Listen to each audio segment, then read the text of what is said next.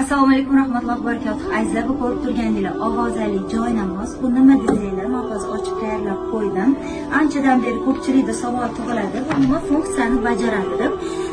Bu joy namoz sizlarga ibodat qilishni o'rgatadi. Ya'ni namozlarni har xil, masalan, qazo namozlari bo'lishi mumkin, safar namozlari, musofir namozlari, azondan keyingi duolar, hammasini ayollarga ayol kishini ovozida, erkaklarga erkak kishini ovozida o'rgatadi. Ko'rishingiz mumkin, azon duosi, suralar, bomdod namozi qilishi, peshin, mana bu yoqda asr, shom, xufton, undan tashqari 3 rakat vitr, tahajjud va qazo namozlarini ham qanday o'qilishi ko'rsatilgan. Ya'ni joy namozi ustiga turib yoqqaningizdan keyin xohlasangiz erkak, xohlasangiz ayol kishini ovozini tanlaysiz va qaysi namozni o'qimoqchi bo'lsangiz o'shani bosasiz. Undan u yog'iga hammasini shu ovoz sizga o'rgatib turadi.